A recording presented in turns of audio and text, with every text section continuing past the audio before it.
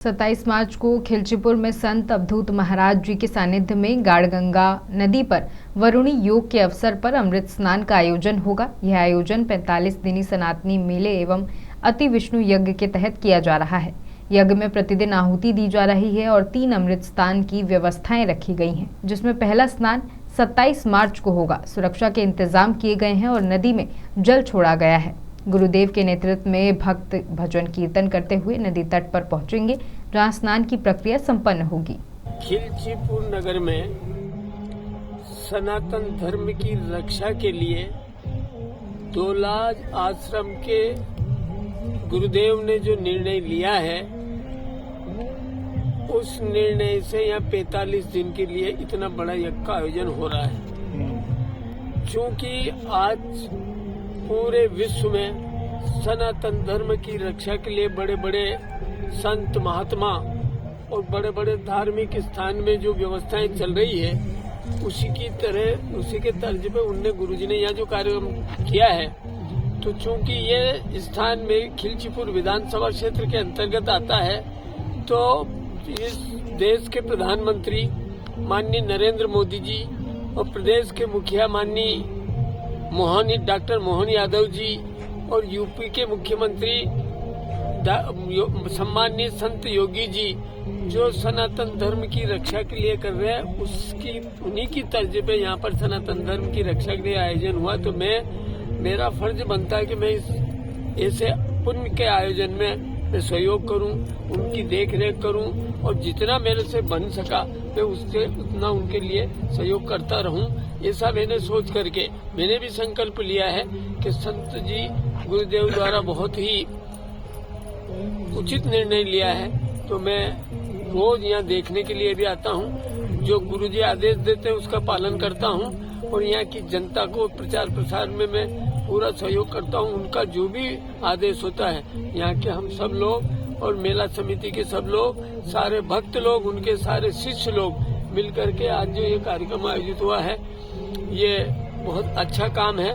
तो हमारा फर्ज बनता है तो हमें इसमें हाथ सहयोग देना। मेरा नाम सुमन मिश्रा है और मैं कोलकाता से आई हूँ। अच्छा, ये सनातनी मेले में आई हैं आप? जी। आपने गुरुजी में ऐसा क्या देखा है कि आप इतनी दूर से आई हैं, बीच में कई साधु संत हैं, क्या कहेंगे आप इस बारे में? इस बारे में यही कहना है कि साधु संत से तो मैं बहुत मिली हूँ, लेकिन जो चीज़ गुरुजी को देख के मुझे महसूस हुआ, फील करती हूँ, वो चीज़ मुझे और कहीं नहीं मिली। इसलिए मैं इससे पहले भी गुरुजी के पास जब भी समय मिलता आती हूँ और इन्होंने मुझे क्रिया योग के बारे में बहुत कुछ बताया है। मैं उस पथ पे चलती हूँ और मुझे आत्मिक शांति की अनुभूति होती है, जिसके लिए जो मुझे परिवार की ये कि कोई भी चिंता नहीं है, सभी कोई हैं घर पे, लेकिन गुरुजी के यहाँ जो शांति मिलती है वो कहीं नहीं मिलती। और क्या कहेंगे? और सनातन के बारे में गुरुजी ने जब सुना कि हो रहा है तो मैं अपने आप को रोक नहीं पाई और मैं सोची कि मैं भी सनातन का हिस्सा बनूं यहाँ आकर। तो कितने दिन तक कब से हैं आप और कब तक हैं यहाँ पर? मैं यहाँ पर 17 तारीख को आई थी और कल मैं 24 तारीख को वापस जा रही हूँ। प्राचीन काल में बसंतोत्सव होता था। नूतन वर्ष भारतीयों का प्रारंभ होता है चैत्र शुक्ल प्रतिपद से। तो प्राचीन काल में संपूर्ण भारतवासी नए वर्ष की स्वागत में लग जाते थे और इन दिनों में विभिन्न प्रकार के आयोजन होते थे। 64 विद्याएं, 64 कलाएं और 14 विद्याएं अपने सनातन धर्म में प्रचलित थीं। उनका यहाँ पर मंचन होता था, मूल्यांकन होता था और तदनुरूप भारतीय जनमानस उन्हें अंगीकार करके यथा योग्य पदों पर उन्हें बैठाते थे। उसी को जीवंत बनाने के लिए अति विष्णु यज्ञ हमने प्रारंभ किया।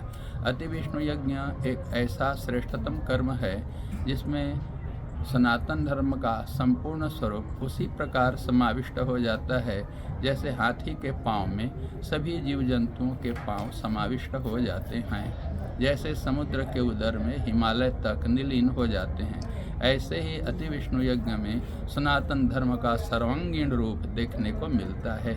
इसीलिए अति विष्णु यज्ञ बृहत्तर हो रहा है। इसमें सभी वर्ग के लोग भाग ले सकते हैं, बालक वृद्ध, इसमें जाति पाति का कोई भेदभाव नहीं है, ऊंच नीच का कोई विचार नहीं है। किसान लोग चूँकि इन दिनों खेतों में लगे हुए हैं अपने अपने फसल में।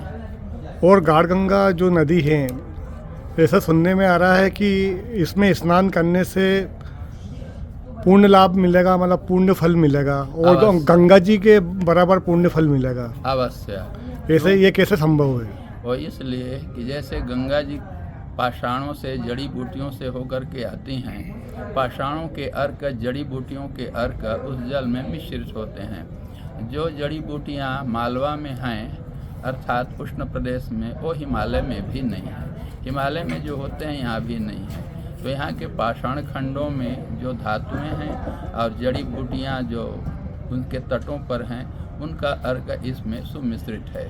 जैसे गंगा शिव जी के जटा में लहराती रहती हैं, वैसे यहाँ भी गाड़ा हेठ शंकर भगवान के स्थान से गंगा माता निकली हुई हैं। जो गुण उनमें है, इनमें भी कुछ कम हो सकता है, पर वो दिव्यता है।